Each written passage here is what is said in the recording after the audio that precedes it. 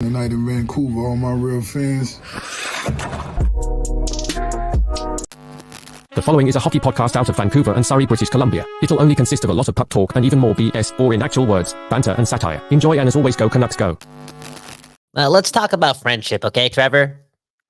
If Elias Pettersson had a knee injury, why was Rick Tocchet always demanding that he should move his feet?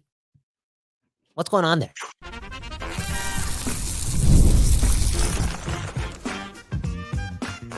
You're Locked On Canucks, your daily podcast on the Vancouver Canucks, part of the Locked On Podcast Network, your team every day.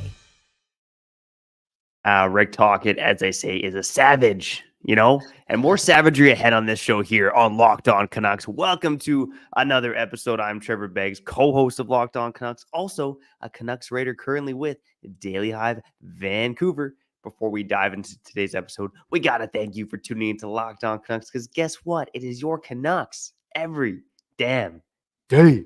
Part of the Locked On Podcast Network. And if you haven't done so already, make sure you go subscribe, like, follow, leave a review for free on YouTube or wherever you listen to podcasts. Also, got to let you know today's episode is brought to you by Game Time. Download the Game Time app, create an account, and use code LOCKEDONNHL for $20 off your first purchase.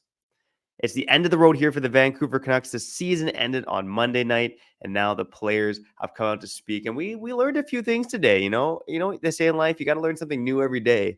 And we learned a few new things about your Vancouver Canucks today, including who was playing with injuries, who said they weren't playing with injuries, but were actually lying, and who was making the most noise at the press conference. We'll get into that and more. But before we do that, let me introduce my co-host. He might hate Edmonton and Calgary even more than Nikita Zadorov. Cal Bound. How you doing, brother? Again, it's year one of this rivalry / year one of the Vancouver Canucks being good again. I think the true hate that I have towards other places in the NHL will really come out in October of 2024. Right now, it's still fresh. You know what I'm saying? Anyways, Kyle Bound, Trevor Beggs doing this, and that's talking to you here on Locked On Canucks, talking about the exit meetings. I think we're doing this right before Rick Tocchet and Patrick Allvin talk. It is what it is. Okay, let's just keep it to the players, though, right? They're the ones that do all the walking, all the talking, all the playing, all the moving their feet. And Elias Pettersson talking about a knee injury that he's been dealing with since January. That's interesting. What also is interesting as well is this quote from Ian Cole, right? He said that somebody told him halfway through one of the series or something, right? Somebody told him that he's so drained.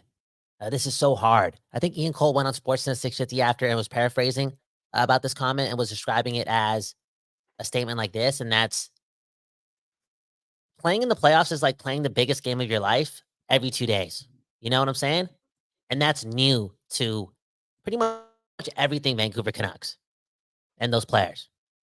Again, you can't go through it until you went through it. I will say this again, even though it does suck, even though today is day one of the Western Conference Finals, the Vancouver Canucks of 2024 reached their peak. They did. There was no way the hockey gods were going to let them go through to the Final Four. Anyways, Beggsy, a lot going on there. You can start off with whatever you want to start off with, but it's over, man. This season is over. Yeah, and your boy Beggsy was in the room last year at media availability. Today, I'm at the office, buddy. It's different times, but still covering what we can here for your Vancouver Canucks. So Kyle, I'm curious, which player do you think Ian Cole was talking about? Because I'll tell you my theory, okay? From my illustrious ball hockey career, usually the D communicate together a lot, the forwards communicate together a lot. So I'm looking at the Canucks defense and guys who haven't been in the playoffs before, and it is, basically Quinn Hughes and Philip Hronek. I'm thinking maybe it was Philip Hronek, okay? Because that guy was a little testy later on in the press conference as well. Maybe wasn't too happy about Cole sharing that little tidbit with the media. I think the biggest takeaway is what we learned in terms of injuries, right? And that was mainly with Pettersson and Boeser. And you mentioned Pettersson said he was dealing with a nagging knee injury that started to bug him more and more as the season went on. He said he's looking forward to a break because of all the noise this season, the injury he dealt with, the contract stuff. And he also talked about how, it's nice. It'll be nice to get away because he's been playing like for the last couple of months, right? So he actually said that. It was interesting to hear a player say that in a press conference. But Kyle, I'm going to throw it back to you here. Pettersson talked about his injury issue, but pretty much everyone else passed the buck and said, everyone's hurt, blah, blah, blah. What was your takeaway on that? Do you have a problem with Pettersson using talking about his injury when everyone else kind of said, whatever, it doesn't matter? No, I don't. He's still a young man, dude. He's still a young player. You know what I'm saying? I'm not gonna ridicule him too much. It is what it is. And you know what? He was in Group A. You know what I'm saying? I think he was the first one asked about injuries. I think he was asked about the injury before Quinn Hughes was asked about the injury. So maybe he didn't get the memo that the whole team was not going to mention any injuries because Ian Cole didn't, Philip Hronek didn't, Quinn Hughes didn't when asked about their sluggish play at points in the playoffs. That being said, Quinn Hughes did touch on how he felt like he played really good, which I do agree on, even though I was demanding more from him. Again, there's a different level of perfection from him, and we'll talk about that later. Back to Pettersson. Again, I don't have a problem. I don't have too much of a problem, okay? Because maybe his knee injury was, again, he's an instinctual player. He's a fluid player. He's a very, hockey-oriented person. One thing is off, and it means probably the world to him, okay? A little bit more sensitive than other guys. It is what it is. Again, a young guy. That being said, you gotta look at Rick Tocchet too. Like, dude, if you know the guy has an injury, why are you telling the media that he has to move his feet every single time? I guarantee you that didn't help Patterson at all. And I don't know who to blame in that situation. And maybe I'm making too much of it, but even with Patterson struggling, and I know Rick Tocchet's new to this team, and maybe he hasn't experienced the best version of Patterson yet. He's such a key part to all of this, such a key part to all of this. It's a fascinating thing, but I wouldn't say the relationship between them, but again, how Rick Tocchet alluded to his legs needing to do more when his leg, one of them, was not 100% since January. And why is he playing game 82? Why is he playing game 82 if that's the case as well? Weird time. Yeah, It's and interesting. 100%. And we talked about that at the time. Every dayers know it, but it's funny. I'll mention a couple of things there. First off, you said Pettersson maybe didn't get the memo because all the team talked about not playing through injuries. What, was he too busy on his phone or something, man? Like, what's going on? What do you mean he didn't get the memo, man? Come on, unbelievable. No, Rick because Tocchet I actually mean that too, though, man. Because guys like Quinn Hughes and Boeser mentioned it too. Like, they haven't talked hockey in 2 days. They haven't thought about it. Yeah. Just like we've kind of haven't done it too. I kind of believe that too, bro. Again, if I think maybe if Quinn Hughes answered the question first about injuries, Patterson would have not disclosed his injury because they were all hurt. Yeah. No, that's a fair point. And I guess the other point I was going to make, was Brock Boeser's injury as well. So Brock Boeser, we learned, has been playing with a broken finger since game 3 of round 1. So I don't know if you remember, I think Boeser left practice briefly, I think before game 3 in Nashville. And we're all like, oh my God, Demko's out now. Boeser's going to be out. The sky's falling. And then Boeser actually came back. Obviously didn't miss a game, but he was playing with a broken finger. And what did he do? He scored 4 goals in those 2 games, was arguably the Canucks' best forward through this playoff run. And just to hear the emotion in his voice about how crushed he was not to be playing in game 7 was, it was hard to hear, to be honest. I mean, we talked about Brock, and he's a guy who's gone through so much in his life. He also said that if the Canucks did move on to Western Conference Final, he wasn't indeed out for the playoffs. And he touched on the blood clotting injury as well, where he blocked a shot in his calf in round 1.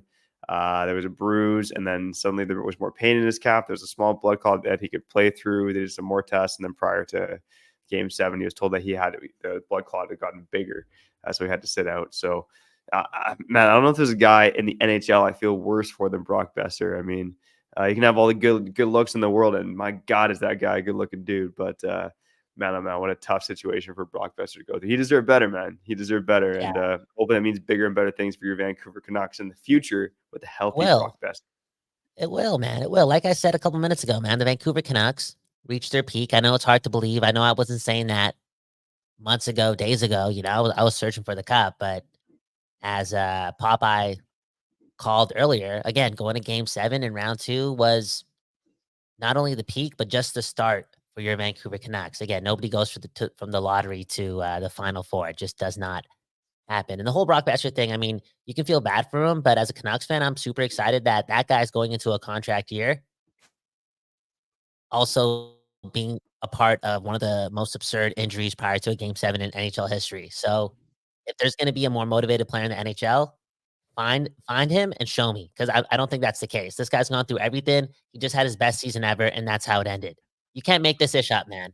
It's lining up for Brock Boeser to be a 50-goal scorer next season, and that makes a lot of sense too, and we'll talk about why, in a couple of minutes. It's more specific about the power play and what Quinn Hughes and JT Miller said about the power play. I feel as if they talked more about that than any sort of injury during these exit meetings. But if that goes all the way up, again, Brock Boeser goes all the way up too. Now, before we get to segment 2, I'm going to go back to Pettersson, man. You talk about it. You talk about it. Break it down. How do you feel about that? Again, I don't have a problem with it because I'm not, dude. You know how a couple days ago it's Let's Go Petey? I'm still on Let's Go Petey, okay? Ultimately, a player like that dictates a lot of the control and the future of the Vancouver Canucks. I'm gonna go and support that guy instead of digging deep into some press conference quotes from a Swedish guy who's, again, still learning English. Like, you know what I'm saying? Like, he speaks a broken dialect. What do you feel though? Speak from your heart. Are you mad at him? Are you disappointed? It was the answer I wanted to hear. So in that part, I liked hearing it. Like I think as a Canucks fan, you want that reassurance that Petey was hurt, right? There can't be a way that this guy was healthy and he played that bad. So I think that report did give some reassurance, and obviously it lines up with his timeline, right? Like he was pretty bad from the All-Star break onwards. So in that sense, I liked it. I will say I just felt like it was a bit of a weird look in the sense that every single other player, when asked about injuries, passed the buck, and Pettersson decided to be like, "Yeah, I've been playing on a bad knee." So I don't think it was the best look, but I think as a Canucks fan, you should take some happiness out of the fact that Pettersson was playing hurt. He was trying his best through an injury. The injury was getting worse, which again affected his playoff performance. That's what you want to hear, I think. And in Game 7, he was throwing the body, okay? In Game 7, he was throwing the hardest hits on the Vancouver Canucks. You know what I'm saying? He was giving it to the Oilers whenever he had a chance. So again, you can't call this guy soft. You can call him a player who played like shit for 3 months. That's the truth. He said it. We said it. It's the truth. It's a big reason why we didn't advance. 6 points in 13 games is an absolute embarrassment. But again, this guy's injured, playing hurt, playing with the cold, busted up lip. And in Game 7, he was one of our hardest working players. He was throwing the body, doing his thing. So Pettersson, like Kyle Bowen, all over the place. Begsy, who we calling out in a segment? Well, I guess in advertised break number 1, commercial break number 1, before we get to segment 2. Yeah, on the big side, let's show the big D and the big Z. Before we do that, let's show it to our friends over at Game Time. With the Canucks out of the playoffs, there's still other tickets you can buy, okay? It's not all about hockey. It's mostly about hockey, but it's not all about hockey. And if you're looking for tickets, the best place for killer deals at the last minute is Game Time. Game Time, they got my back. At least Nicole at Game Time has my back. She's always teasing me with emails about concerts and events this week in my area. Not only are those weekly emails a tease, but I also get, the goods about Game Time. They offer, those flash deals on last minute tickets. They got all in pricing with the ticket prices, seat views from the venue, and of course, the lowest price guarantee, okay? When you got someone that gives you the lowest price guarantee, you got to take it, okay? Because with that lowest price guarantee, if they, fail in that promise, Game Time will credit you with 110% of the difference, okay? So make sure that when you're buying tickets, whether it's for, anything from rugby to burlesque shows, okay? Take the guesswork out of buying tickets with Game Time. Download the Game Time app, create an account, use code LOCKEDONNHL for $20 off your first purchase. Terms apply. Again, create an account and redeem code LOCKEDONNHL for $20 off. Download Game Time today. Last minute tickets, lowest price guaranteed.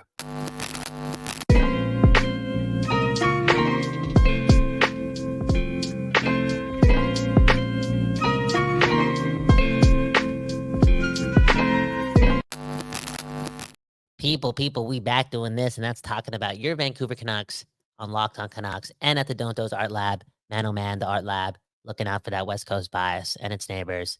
Without the studios, man, I don't know if we could do this show every day. Speaking of every day, we're still here every day until July, where we'll move to 3 days a week. But I'm pretty sure knowing Trevor and I, it'll probably still be 4.5 days a week. Okay? For real. No, straight up. This is a fascinating team, man. A really fascinating team. And one person who I know thinks this team is fascinating. Actually, I'll move that number up to 2. And I'm kind of I'm kind of sad that I can't put Lindholm in this list, but man, oh man, Joshua and Zadorov sound like they really want to stay in Vancouver, or they have high expectations for Vancouver, and the goal of getting it done in Vancouver is on their bucket list. Well, their hockey bucket list. Okay, I feel as if that energy is there from those two guys. Yeah, and honestly, I'll touch on Lindholm quick because we did an episode on him yesterday about how he should be Vancouver's number one priority. What we didn't mention on the episode was at least what I think the odds are of actually him sticking around. And again, go listen to yesterday's episode. We made the case for why the Canucks should prioritize Lindholm. But in terms of the actual odds of him sticking around, I was going to put it around 30%. I don't think the Canucks are going to be able to resign this guy at the number that he's going to command, especially for a guy who's going to be in a middle six center role. He's going to go to a team probably like the Boston Bruins, who's going to pay him $8.5 million a season. That's my guess, at least on Elias Lindholm. I'd love to see him stay in Vancouver. I don't think he's going to end up staying as a Vancouver Canuck. And what I heard from this press conference was pretty much the quote you hear from anyone who's going to leave, which is like, "Oh, I haven't really thought about my off seasons. I'm going to weigh all my options. I'd like to stay." It was a little bit more nonchalant than what we heard from Joshua and Zadorov, like you said, Kyle, in terms of them really wanting to stick around, really want to be part of the city. Talk about how, well, as Zadorov specifically, how his kids are ingrained as a part of the city as well. So those guys really, like you said, sounded like guys that wanted to stay. Lindholm definitely was more of the nonchalant answer there. Yeah, and I don't know. What was the exact quote from Dakota Joshua? I think he said something like, I'm paraphrasing, but I'm pretty sure I'm close. But like, he's like, let me start by saying I want to stay in Vancouver. Yeah. I want to see this out. That's some powerful stuff, man. Powerful stuff. And, yesterday I'm talking about if the Canucks sign Lindholm and it comes at the cost of not being able to keep Joshua and Zadorov, I can live with that because the star power is more important. The high-end talent is more important. I loved what Lindholm did down the middle in the playoffs, especially when Pettersson was invisible for real. But man, oh man, I think we got to start asking ourselves the question and kind of maybe watching the film again and coming to terms with the fact that maybe they do keep Zadorov and Joshua, and maybe, just maybe, not only do they come back the same player, but those guys get better. Like, can Dakota Joshua become better? It is what we saw from Zadorov in the playoffs a full-time thing. Like, is Nikita Zadorov a top 4 defenseman? Because when we got him, he's a number 6 guy. Remember, he was a healthy scratch at one point. So if they do pick those guys over Lindholm, that's got to be the case for it to be worth it, in my opinion. Like, can those guys become high-end players? Yeah, I'll say this. I mentioned on yesterday's episode as well, everydayers know I do think Joshua can get better. The guy's played only 2 full NHL seasons, 1 full season with this coaching staff who really, really believes in him and has elevated his game. I'd also like to see a full season of Joshua healthy, right? Obviously, he missed about 20-ish games there, right? Otherwise, he was a 20-goal player this season. So, I think Joshua's another level. And with Zadorov, think about it. If Zadorov stays in Vancouver, he's going to get a full season with Adam Foote, right? And look at what Adam Foote and Rick Tocchet have done with this defense, okay? You look at Rick Tocchet's win in the Jack Adams. It's arguably the most impressive Jack Adams win in Canucks history, right? You look at the 91-92 Pat Quinn. He had Bure coming into the league in his rookie year who had like almost 60 goals or 60 goals maybe that season. And 06-07 when Vigneault wins the coach of the year for the Vancouver Canucks, that was the year Luongo should have probably won the Vezina. Played 76 games. Rick Tocchet didn't really have anyone new come in, right? It was tinkering with this core. And obviously there were some additional depth pieces added. But what they did with this defense, and we've talked about it time and time again, is one of the most damn impressive things I've ever seen in the game of hockey. How this coaching staff turned Tyler Myers into a respectable defenseman. How they revamped this entire defensive core. And not only took it from league worst to mediocre, but took it from league worst to one of the best cores in the league. Was so damn impressive. I would love to see Zadorov with a full year under his belt with Adam Foote and Rick Tocchet. You worry about the dollar figures, and Zadorov obviously touched on that in his press conference in a pretty hilarious way. But man, oh man, if they can make it work, that's a guy you do want back in Vancouver. Yeah, and that's a great point to make. And this is another great point from Callum Sandu. Like, don't you think Sergei Gonchar has a massive boost on Big Zadorov's game? Yeah, can Zadorov become a top 4 defenseman, a real good one, like 86, 87 overall, if he's being taught full time by Gonchar and Foote? Maybe. And bro, here's the thing too about Nikita Zadorov. He could still be an unorthodox player and give you a lot of things, some bad things in the regular season, but I'm confident that when the playoffs come around, he's gonna he's gonna absorb the swag. He's gonna feel himself, aka be confident. And there's not a lot of more dangerous things in the world of sport than a professional athlete that's really confident. And I feel as if he doesn't need his game to be confident going into the playoffs. All he needs is like the national anthem in game one to reboot straight up. Anyway, so much more to talk about. I know Trevor Beggs has to go. He's got a meeting at 1 o'clock. Maybe on the other side, I can talk more about some of my thoughts on the press conference, but I do want to talk about Rick Tocchet too. Like, I'll leave you with this, Trevor, and you can go on a spiel because I might go on a spiel later. Like, you don't have a problem with Rick Tocchet saying or demanding Pettersson move his feet to the media when he has a knee injury. Because to me, that's kind of like, dude, like when I say that, even with the coach of the year and a Jack Adams trophy to his name and all this accolade coming towards him, all this jazz, just like a lot of these guys who have to get better, because let's be real, people, we only made the second round of the playoffs. In all honesty, that's not good enough. I think Rick Tocchet has to get a lot better too. Well, I don't know, but a lot better. That's a bold take. I think what he needs to do, obviously, is not be taking over the power play, right? But I'm sure that Rick Tocchet will learn from this experience, and yeah, I think he'll pass the power play torch to somebody else because what he was doing was far from working. In fact, you could argue that the Canucks lost round 2 because of the power play. But Rick Tocchet, in my opinion, the most deserving Jack Adams winner in Canucks history, even more so than Pat Quinn and Alain Vigneault. For the work he did this season. I thought he had a phenomenal year. And again, mainly it was putting the structure in place and have this team play defense. We haven't seen a Canucks team play defense in a long, long time. True. Yeah, there's I'm curious to hear what you have to say. I know I got to bounce. One love to everyone here on Locked On Canucks. One love to Jeff Patterson for getting the death stare from Philip Hronek at the press conference there. Philip Hronek, man, I guess a testy guy a little bit, man. Unbelievable. I'm gonna play it for the people. I'm playing that effort for the people. I want to know what you're talking about. Yeah, I'll let you play it or summarize it, Kyle. But I know you and I will be here another day on Locked On Canucks. Your Canucks every day. Kyle's got you covered for the end of the show. Before he does that, I got to shout out our friends over at Indeed. There is no I in team, but there's one with Indeed, and that's the hiring platform you need to build yours. When you're hiring, you need Indeed. Indeed is the hiring platform where you can attract, interview, and hire all in one place. Instead of spending hours on multiple job sites searching for candidates with the right skills, Indeed is a powerful hiring platform that can help you do it all. It can even do your laundry. No, I'm just kidding. We streamline hiring with powerful tools to help you find matched candidates, okay? And one of the things I love about Indeed is that they make it easy, okay? They're easier than... I'm not going to go there either, okay? But candidates you invite to apply are 3 times more likely to apply to your job than candidates who only see it in search, according to U.S. Indeed data. And Indeed, they get you one step closer to the hire by immediately matching you with quality candidates instantly. All right. And even better, Indeed is the only job site where you only pay for applications that meet your must-have requirements. Start hiring now with a $75 sponsored job credit to upgrade your post at Indeed.com/lockedon. Offer good for a limited time. Claim your $75 credit now at Indeed.com/lockedon. Indeed.com/lockedon. Terms and conditions apply. Need to hire? You need Indeed. Peace out.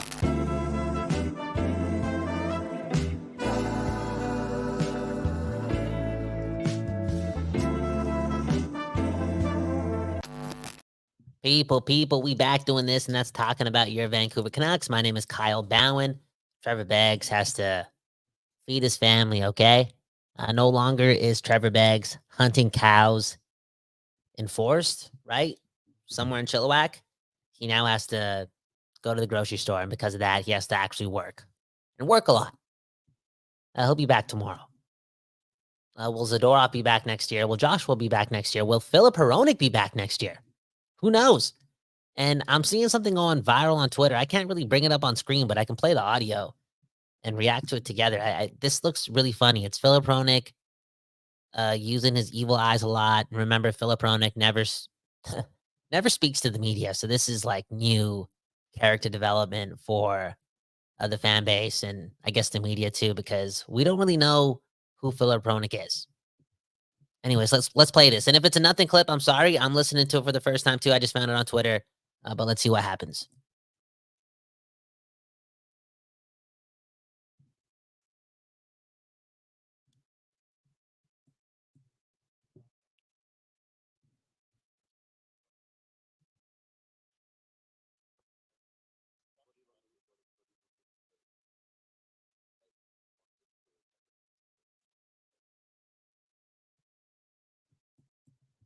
Damn. Damn. Jeff Patterson hits him with the we've left you alone all year type of energy.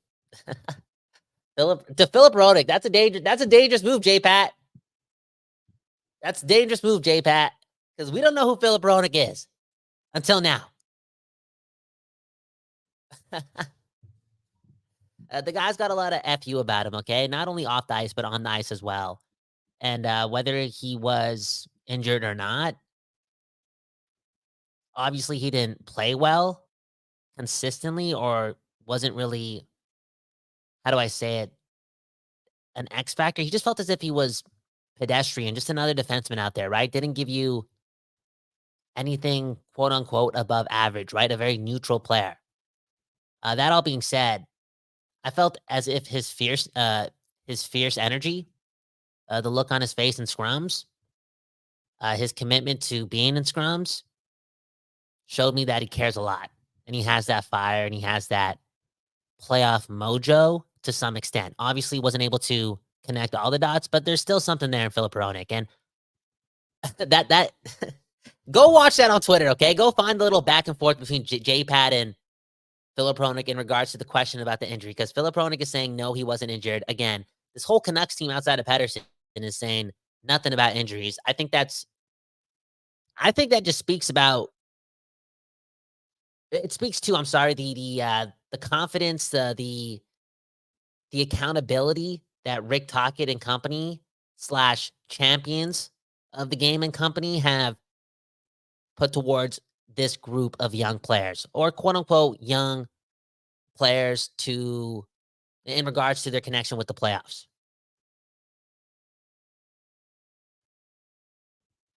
What's the quote, right? Don't get bitter, get better. What's the other quote? Just blame yourself.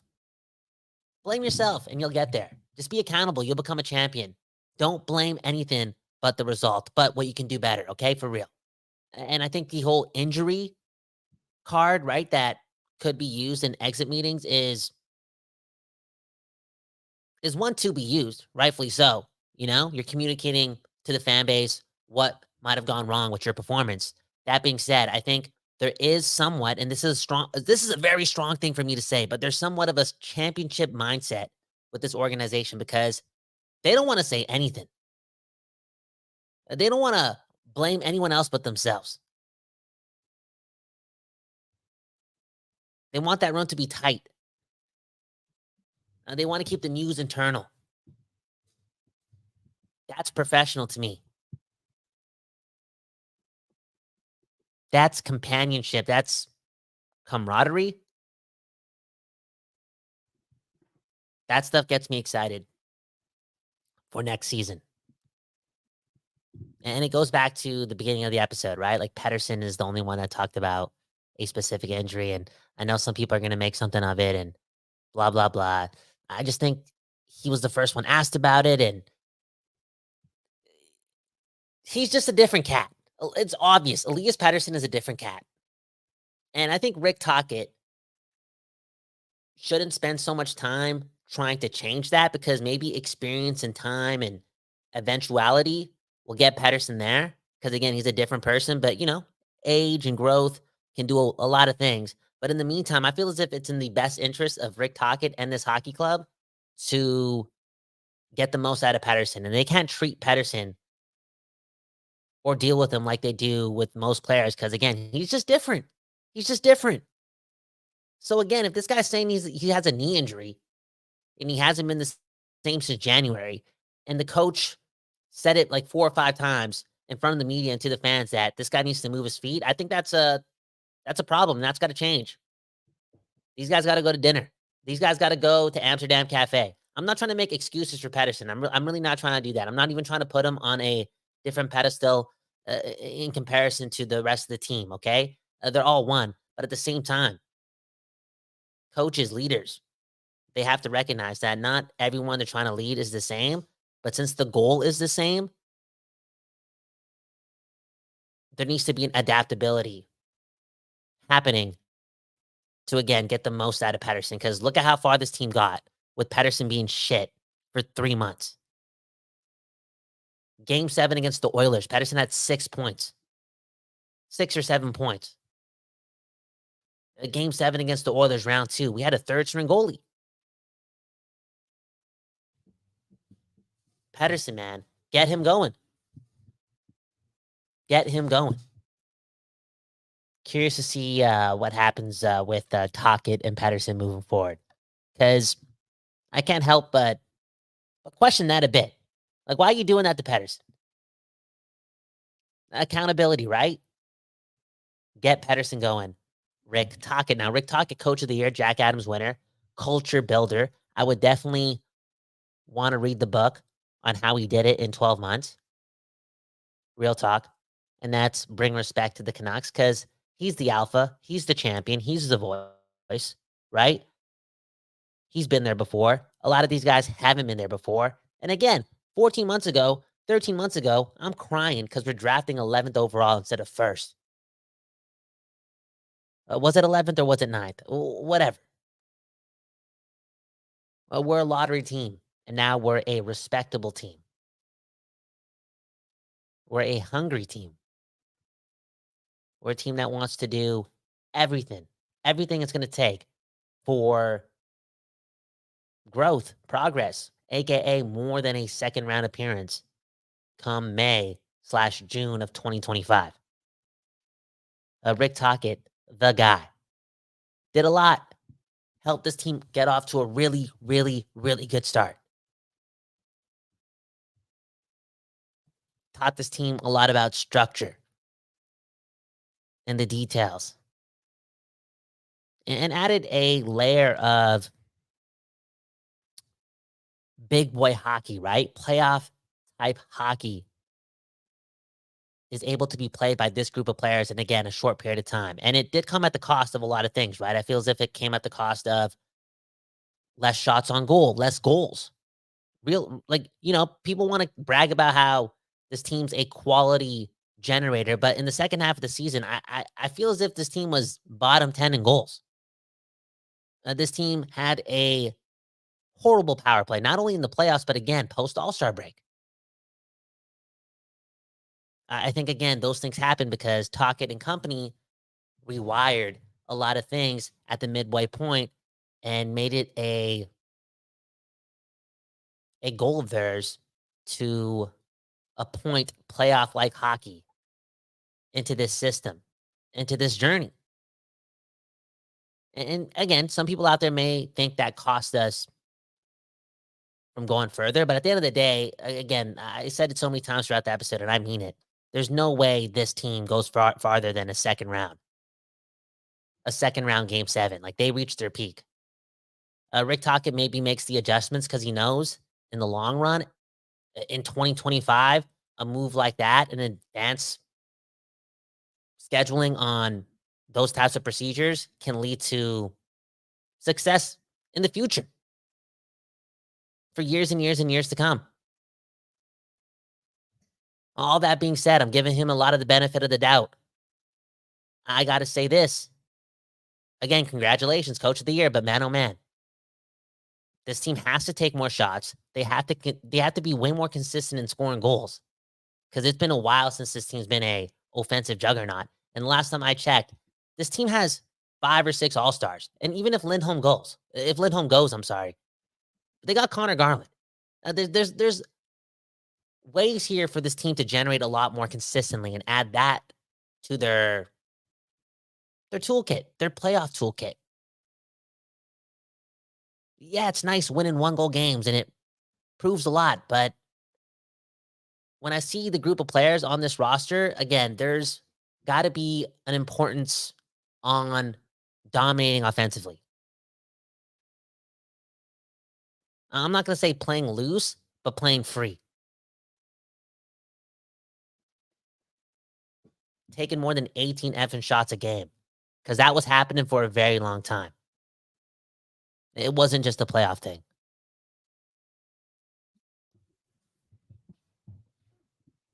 A lot to learn across the board, okay? Again, the second round of the playoffs, it's a beautiful thing. It was the peak of this season, but it is not going to be good enough next season, okay? Anyways, let's get to some comments before we get out of here. The whole team's got to get better. Rick Tocchet, the power play, man, oh man. Hughes, Miller spent a lot of minutes talking about that, questioning that, understanding that if that got going, then maybe, just maybe, a miracle could have happened. But yeah, man, oh man. Look at this comment from Jazzy, okay? Do you think losing Kuzi and switching the lines up after the All-Star break contributed to the downfall?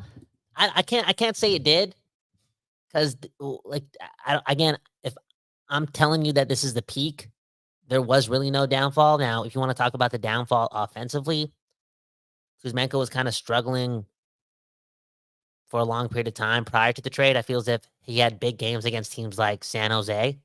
You know what I'm saying? I also think we don't get out of Nashville or get to Game 7 against Edmonton without Lindholm. He was that damn good, that damn impressive. You want to talk about playoff type hockey? You want to talk about big boy hockey? He was doing it. And realize this about Lindholm too. I mean, if the power play is going, and he's part of the reason why it wasn't, but let's say it is going, this guy's got 4 or 5 more points to his name in the playoffs. That's how good Lindholm was.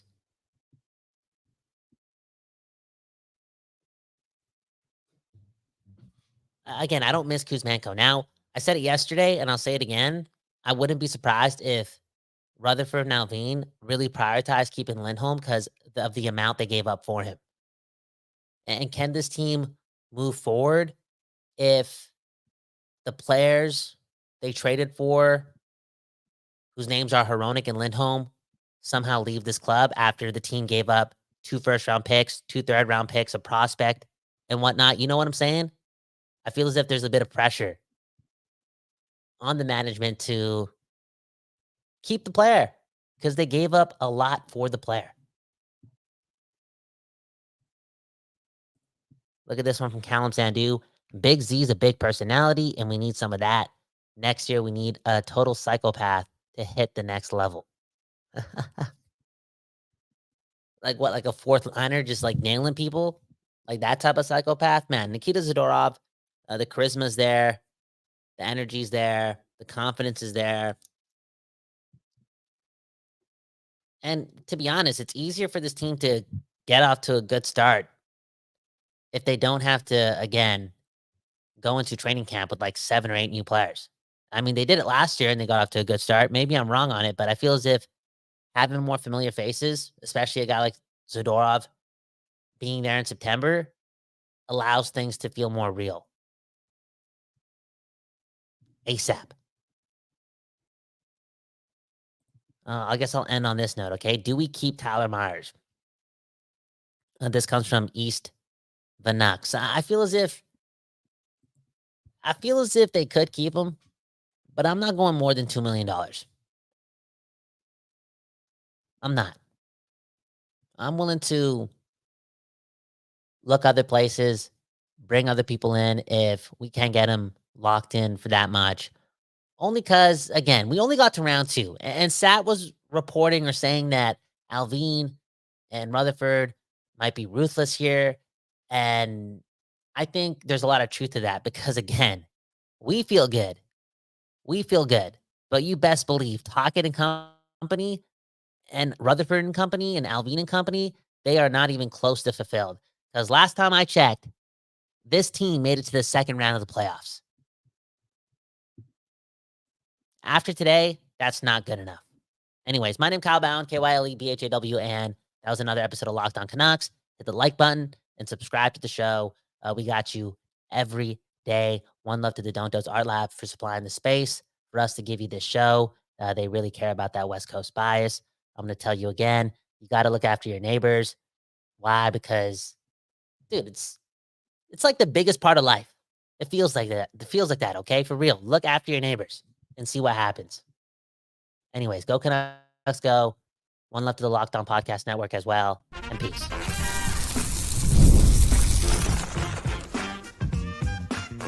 Your Locked On Canucks, your daily podcast on the Vancouver Canucks, part of the Locked On